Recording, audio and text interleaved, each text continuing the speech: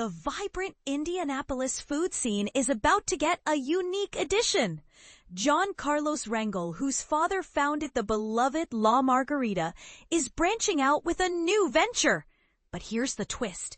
Daisy Bar, located in the Factory Arts District, is a far cry from the traditional Mexican restaurant his father established. Jon's father, Hilario Larry Rangel, had an inspiring journey. He left his hometown in the Mexican state of Guanajuato and ventured to Indianapolis, where he opened La Margarita in 1984. This restaurant became a West Side staple, with Larry's wife, Lori, playing an integral role in its success.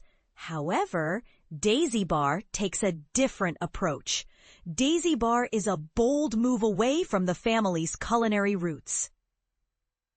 Jon acknowledges that his father might not have been a regular at this new hotspot, which raises an intriguing question. Can a family-run business evolve while staying true to its heritage?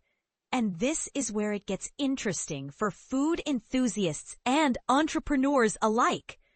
The near eastside location of Daisy Bar is not just a geographical shift, but a potential symbol of a new era for the Rangel family's business ventures. It begs the question, how do we honor our roots while embracing change?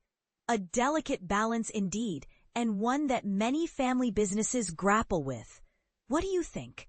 Is Daisy Bar a natural evolution or a controversial departure?